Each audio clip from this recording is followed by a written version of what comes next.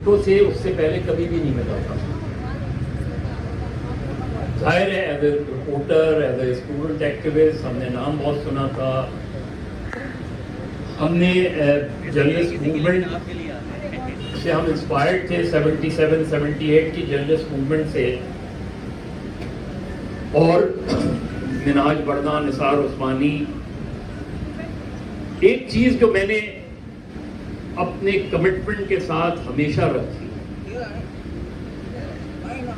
اور وہ یہ کہ میں نے اپنے پروفیشن کو ہمیشہ پرائیورٹی دی, لیکن ٹریڈ یونین کبھی چھوڑی نہیں.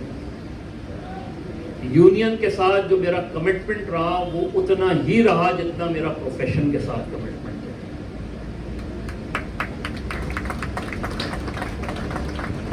اور بہت سے لوگوں کو تعجب بھی ہوتا ہے کہ میں اتنا ٹائم کیسے دے سکتا ہوں. تو میرا جو اسٹار میں ایک طویل عرصہ رہا, اس کی ایک بڑی وجہ یہ تھی کہ اسٹار صبح آتا تھا, میں 12-1 بجے تک کاپی ڈاؤن ہو جاتی تھی تو مجھے ٹائم مل جاتا تھا. اس ٹائم کو میں نے یوٹیلائز ایسے کیا کہ میں نے آرٹیکل لکھنے شروع کر دیے, اور ساتھ میں یونین کی ایکٹیویٹی دیکھی. پھر مجھے جن صاحب نے بہت یونین میں جن لوگوں نے مجھے بہت زیادہ متاثر کیا, جہاں منہاج بڑھنا, نثار عثمانی تھے, وہاں عبدالقدوس شیخ صاحب ہوا کرتے تھے جو پاکستان ہیرلڈ ورکرز یونین کے صدر ہوتے تھے. ان کی جو ٹائم مینجمنٹ تھی وہ کمال تھی. وہ صبح آتے تھے دفتر میں, شام 5 بجے تک کام کرتے تھے, 5 بجے سے 9 بجے تک وہ یونین کی ایکٹیویٹی میں حصہ لیتے تھے, اور 9 بجے کے بعد تبلیغ کرتے تھے. اور یہ ایسا بیلنس انہوں نے قائم کیا تھا, اور اتنے فرم کمٹمنٹ کے آدمی تھے. اور پھر ان کی لیگیسی کو ہمارے ساتھی شفیع الدین اشرف نے فالو کیا. تو اس سے مجھے اندازہ ہوا کہ کمٹمنٹ کیا ہوتی ہے اپنے پروفیشن کے ساتھ بھی. اور اپنے ایک ایسا واقعہ بھی ہوا, جھگڑا ہو گیا قدوس صاحب سے. اسٹیج پہ قدوس صاحب نے کہا کہتے ہیں میں کسی کی نوکری سے نہیں کھیل سکتا, یہ میرا اور ان کا تنازع ہے, ہم حل کر دیں گے. تو اس طرح کی مثالیں جو جرنلزم میں ہوا, جس طرح میں نے کہا جان ساقی کیس میں جب بے نظیر بھٹو کی آمد ہو رہی تھی, پہلی مرتبہ تھا کہ بے نظیر بھٹو انڈر ڈیٹینشن کے بعد پہلی مرتبہ بے نظیر بھٹو کو آنا تھا بیان دینے. پورا کشمیر روڈ بلاک تھا, کارڈن آف تھا, شہید ملت روڈ سارے بند تھی. ہمیں جو اسکواش کمپلیکس تھا ادھر روک لیا گیا تھا. لیکن اقبال جعفری صاحب جو بی بی سی کے ہوتے تھے, وہ کسی طرح اپنے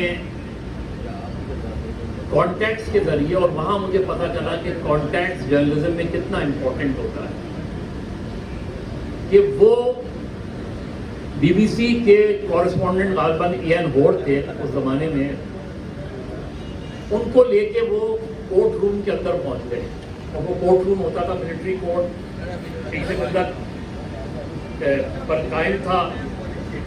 تو وہاں لے کے پہنچ گئے, جس میں بڑا فیمس پہلی مرتبہ بے نظیر کی وائس جو ہے, یعنی جب سے بھٹو کی پھانسی ہوئی تھی پہلی مرتبہ لوگوں نے بی بی سی سے بے نظیر کی وائس سنی, جس میں وہ 3 جملے میں نے اپنی کتاب میں لکھے بھی اور کہیں بھی ہے کہ 3 سوال کے بعد ان کو نکال دیا گیا اور وہ چلے گئے. میرا خیال ہے تو جرنلسٹ ان کا کام ہو گیا تھا. اور وہ یہ تھے کہ اس نے پوچھا کورٹ کے کہ واٹ از یور نیم, انہوں نے کہا بے نظیر بھٹو. انہوں نے کہا what is your father name, انہوں نے کہا ذوالفقار علی بھٹو. انہوں نے کہا واٹ از یور کاسٹ, اس نے کہا I don't believe in cost. یہ 3 جملے تھے جو اس کے بعد وہی جملے بی بی سی سے نشر ہوئے. وہاں مجھے لگا کہ یار کانٹیکٹس بہت ضروری ہوتے ہیں, اور خدا کا شکر ہے اس کے بعد اسی لیے میں نے جو اپنی دوسری کتاب ہے جرنی تھرو کیوس, وہ میں نے 2 جرنلسٹوں کو نام ڈیڈیکیٹ کی, ادریس بختیار اور اقبال جعفری. یہ دونوں لوگ ایسے ہیں جن سے میں نے رپورٹنگ کا طریقہ بھی سیکھا, کانٹیکٹس بنانا بھی سیکھا, اپنے کانٹیکٹ کو کیسے پروٹیکٹ کرتے ہیں وہ بھی سیکھا اس میں، اور if in doubt leave it out بھی سیکھا کہ اگر خبر میں آپ کو ڈاؤٹ ہے تو اس سے بہتر ہے کہ آپ غلط خبر دیں، آپ خبر نہ دیں۔ جو کچھ بہت ہی ایسے واقعات ہیں جو چونکا دینے والے واقعات ہیں، جس میں بہت زیادہ میں سمجھتا ہوں کہ رپورٹنگ، میں نے جب اپنی رپورٹنگ کا آغاز کیا تو میرے پاس اتفاق سے 1986 کا اسٹار موجود تھا۔ اس زمانے میں ہم ایک نکالا کرتے تھے بلیٹن بورڈ، یہ ہم یونیورسٹی میں تھا، یہ کیمپس چاکنگ کے نام سے اسٹار نکالا کرتے تھے۔ اسٹار اخبار میں ایک پیج ہوتا تھا کیمپس چاکنگ، اس میں کالج یونیورسٹیز کی جو خبریں ہوتی تھیں چھوٹے، اسی کے اندر ایک میرا یہ کالم ہوتا تھا بلیٹن بورڈ، اس میں اس کی ساری وہ چیزیں ہم اس کی کوریج کرتے تھے، وہ جو کیمپس کور کرتے تھے۔ پھر جو میرا سب سے پہلے میں سمجھتا ہوں کہ جو ہائی پروفائل کیس میں نے کور کیا وہ دو تھے، 86 سوراب بورڈ اور علی گڑھ اور قصبہ کالونی، اور پھر پین ایم ہائی جیکنگ۔ دو تو ایسے تھے جس سے نظر آ رہا تھا، اگر میں آج بیٹھ کے یہ کہوں کہ 86 کا جو سوراب بورڈ تھا، اور ہم نے اس زمانے میں اسٹوری اسٹار نے انویسٹیگیٹو اسٹوریز کی ہیں، وہ اس کی چیزیں موجود ہیں کہ کس طریقے سے چیزوں کو تبدیل کیا گیا اور کس طریقے سے جو اس وقت ایتھنک ڈائنامکس تھی اس کو تبدیل کیا گیا۔ اس زمانے میں ایک اسٹوری تھی ہم نے کی تھی، اس کی میں ڈیٹیل نہیں جاؤں گا۔ اس زمانے میں ایک ایسا پولیس آفیسر وہاں نامنیٹ ہوا جس کی وہاں ڈیوٹی نہیں تھی، اور اس وقت مجھے اسٹار کی ہیڈ لائن یاد ہے، who killed S H O Murtaza, اور اس سے اندازہ ہوتا ہے کہ کس طریقے سے ایک دم جب کوئی اس طرح کی وہ چیز نہیں تھی، کراچی میں مہاجر پشتون جھگڑا شروع ہو گیا، سندھ کے اندر مہاجر سندھی جھگڑا شروع ہو گیا ایک دم۔ اس سے پہلے جو بھٹو صاحب کے پیریڈ میں ہوا تھا، وہ جب دونوں طرف کے دانشور بیٹھے تو انہوں نے کافی حد تک اس چیز کو ریزالو کر لیا تھا، جس پہ ہم نے ایک ڈیبیٹ ہوتی ہے 60-40 فارمولا، لیکن یہ مختلف وائلنس کا ایک مختلف ڈائنامکس تھی۔ اور اس کے بعد ہیرلڈ ہو جائے، اس کے بعد سب سے زیادہ جو اسٹوریز ہوئی اس زمانے میں کہ یہ سوراب بورڈ میں آ کے اسلحہ اور ڈرگ کیسے ڈمپ ہوتا ہے۔ اور مجھے یاد ہے اس زمانے میں نے اسٹوری کی تھی کہ کراچی ایئرپورٹ سے ہیومن اسمگلنگ کیسے ہوتی ہے، اور اتنی بڑی تعداد میں ہیومن اسمگلنگ ہے کہ شاید میری وہ اس زمانے میں امریکن اسٹیٹ ڈپارٹمنٹ یا ان کی ایف بی آئی کی اس کی ایک رپورٹ میرے پاس پڑی ہوئی ہے کانفیڈینشیل، اس میں ان 3 افسران کے نام بھی لکھے ہوئے ہیں کہ ان کے بارے میں جو کہا گیا تھا کہ ان کے نزدیک they were involved in human smuggling۔ اور علی گڑھ اور قصبہ کالونی تو کیسے اچانک چیزیں ہو گئیں، اور یکا یک اس سے پہلے ہم بشرا زیدی دیکھ چکے تھے۔ بشرا زیدی کا بھی واقعہ ان ہائی پروفائل کیسز میں آتا ہے۔ مجھے آج بھی اسٹوری یاد ہے کہ میں نے واقعات بشرا زیدی کے ہوئے تھے، میں نے جو اسٹوری کی تھی وہ بشرا زیدی کی بہن پر کی تھی، اور اس کا پہلا جملہ جو تھا وہی ہیڈ لائن بنی تھی، ویئر از بشرا، کیونکہ وہ بہن جو تھی وہ خود بھی زخمی ہوئی تھی اور وہ عباسی شہید میں تھی۔ تو وہ جب اس کی فیملی والے جب پہنچے اس کو دیکھنے، تو کیونکہ بشرا اس کے ساتھ تھی تو اس نے پہلا جملہ ہی یہ کہا کہ ویئر از بشرا۔ اور پھر میں نے اس کیس کو اس وقت تک فالو کیا جب تک سیشن کورٹ کے ٹاپ فلور پہ وہ اس کا فائنل ڈیسیجن فیصلہ نہیں آیا تھا۔ چھوڑیں گے, کوئی نہ کوئی خبر لگائیں گے اس کی جگہ. اب جو امن اخبار ہوتا تھا, جو اس زمانے میں اپوزیشن کا اخبار ہوتا تھا, وہ دنیا بھر میں جو آزادی کی تحریکیں چل رہی ہوتی تھیں اس کی ہیڈ لائن لگا دیتا تھا. اس کے پریشر, تو جہاں پریشرز آتے ہیں وہاں اس کا طریقہ کار بھی لوگ اڈاپٹ کر لیتے ہیں کہ کس طریقے سے. تو یہ بے نظیر بھٹو کا جو پہلا جو ہم نے رپورٹ کیا وہ 81 میں جان ساقی کیس تھا, لیکن میری جو پہلی ملاقات بے نظیر بھٹو سے ہوئی وہ 1986 میں ہوئی, اور وہ مئی 1986 تھا. ظاہر ہے اس سے پہلے بے نظیر کے حوالے سے بہت سی خبریں رہی ہیں, اور یہاں وسیم صاحب بیٹھے ہوئے ہیں جو بے نظیر کو سکھر جیل لے گئے تھے, اور جا کے انہوں نے اپنے وہ نیریٹیوز دیے ہیں اس میں کہ کس طریقے سے. لیکن 86 میں جب بے نظیر آئی ہے مئی 86 میں, تو that was my first encounter as a junior reporter. مجھے آئے ہوئے 3-4 سال ہوئے تھے. اس زمانے میں سینئر جرنلسٹوں کی ٹرم یوز نہیں ہوا کرتی تھی. تو میں جب 70 کلفٹن میں پریس کانفرنس تھی بے نظیر کی, تو میں ظاہر ہے ایز اے جونیئر رپورٹر, ہمارے سینئرز آگے بیٹھے ہوئے تھے, میں نے ہاتھ بلند کیا تو بے نظیر نے کہا yes gentleman what is your question. میں نے کہا بے نظیر صاحبہ آئی وانٹ آنسر ان یس اور نو. تو انہوں نے کہا okay but let me hear from you what is exactly you want to know.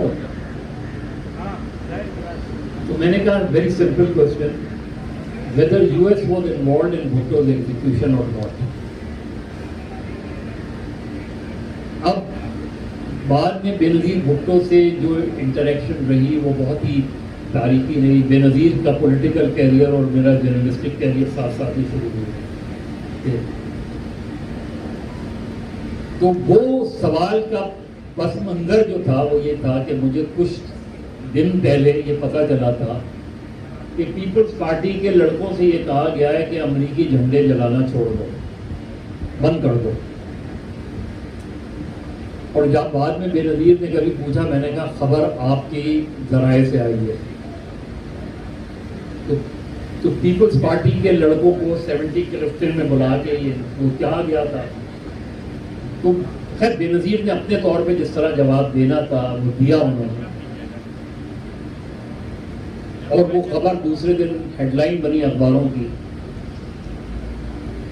تو اس نے, کیونکہ جب اس نے کہا کہ why we have to blame US only, it's General Zia and the judges, جو کچھ بھی انہوں نے کہنا تھا. تو اس کے بعد ایز اے جرنلسٹ ہمارا کام اتنا ہی ہوتا ہے کہ ہم بحث نہیں کرتے, اور نہیں کرنی چاہیے لوگوں کو. آپ کو سوال دینے کا, آپ کو سوال کرنے کا حق ہے, دوسرے کو جواب دینے کا رائٹ ہے. اگر وہ آپ کے سوال کا جواب نہیں دینا چاہے تو اس کا یہ رائٹ ہے کہ وہ جواب دے. آپ کی اسٹوری بن جاتی ہے, اس کے باوجود آپ کی اسٹوری بن جاتی ہے اگر دوسرا جواب نہیں دے. اس کے بعد بہت سے ایسے واقعات ہیں. میری بیگم نصرت بھٹو سے بہت اچھے تعلقات رہے. میں نے ان کے بہت سے انٹرویوز کیے. ایک انٹرویو میں انہوں نے یہ بتایا کہ کس طریقے سے ان پہ یہ دباؤ تھا کہ مرتضیٰ بھٹو کو نہیں آنے دیا جائے. اور وہ فرائیڈے ٹائمز میں وہ انٹرویو آج بھی موجود ہے جس میں انہوں نے کہا کہ senior officer came to me and asked me to tell Murtaza not to come, otherwise we can't give guarantee about his safety. اچھا, بعد میں نے بے نظیر سے پوچھا تو بے نظیر نے کہا کہ میں ڈماسکس گئی تھی جب میں 86 میں آ رہی تھی, اور میں نے مرتضیٰ سے کہا تھا کہ shut your politics of violence. ایک سویلین گورنمنٹ آ گئی ہے, چاہے جیسی تیسی بھی سویلین گورنمنٹ آ گئی ہے, but it is civilian government. تو آپ اس کے ہم کوشش کرتے ہیں. مرتضیٰ کا نیریٹو یہ تھا, بقول بے نظیر, مرتضیٰ کا نیریٹو یہ تھا کہ ہاؤ کین یو ٹرسٹ زیا, and I fear that it's a trap for you. لیکن جنیجو کے بہت سے لوگوں کے جنیجو کے بارے میں اوپینین ہوں گے. میں سمجھتا ہوں کہ جنیجو کا جو 2-2.5 سال کا پیریڈ ہے اس کو پولیٹیکلی اینالائز کرنے کی ضرورت ہے. وہ پیریڈ بہت سے لوگوں کو بہت بڑا سرپرائز دے گیا. جو شخص جنرل ضیاء کا نومنی تھا, جس کو پیر پگاڑا نے ریکمینڈ کیا تھا, اس کا فلور آف دی ہاؤس پہلا بیان کیا تھا, فرسٹ سینٹنس, کہ martial law and democracy can't go together.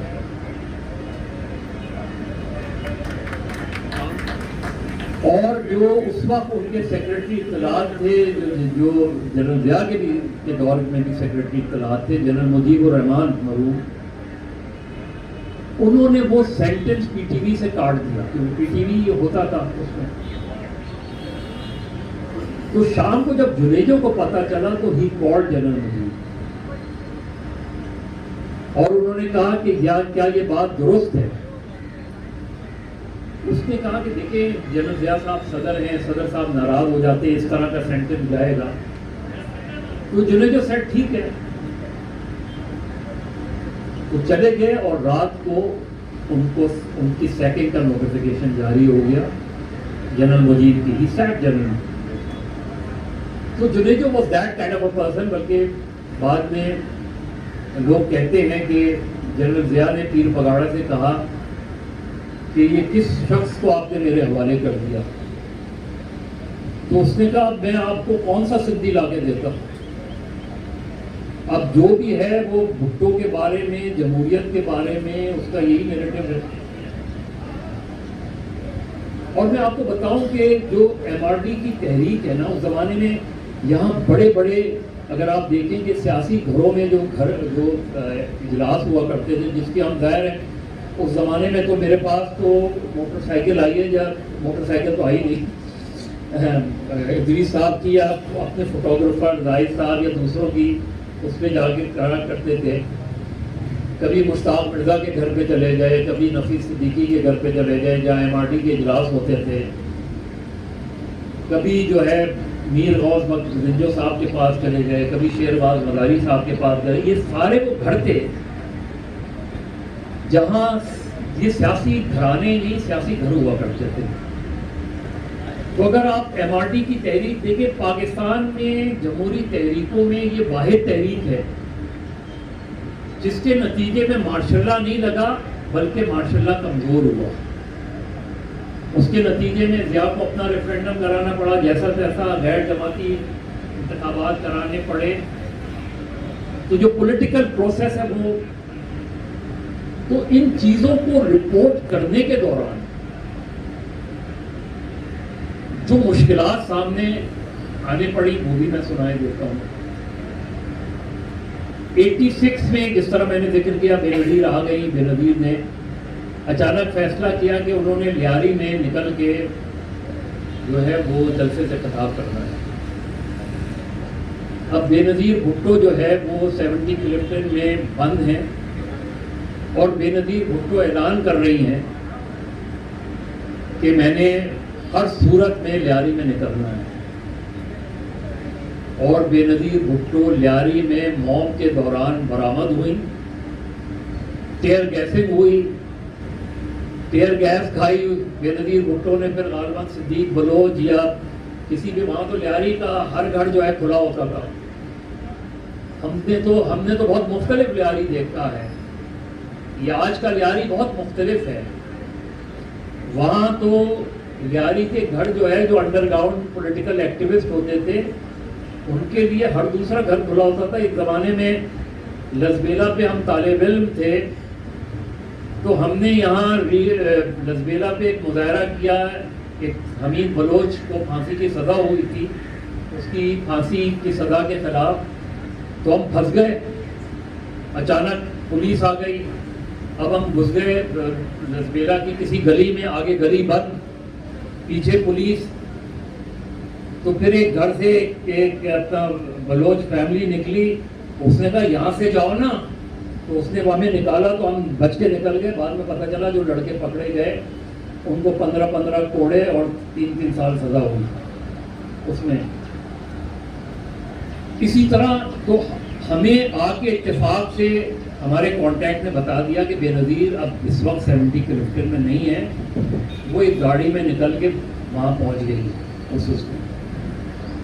پھر سچ سرپرائز مجھے لیاقت باغ میں جس طرح وہ آئی تھی, یعنی میں 2007 کی بات نہیں کر رہا, میں بات کر رہا ہوں 1996 ایئر, اس سے پہلے کی بات کر رہا ہوں 93, اس سے 90s میں جب ان کی گورنمنٹ ڈیزالو کی ہوئی.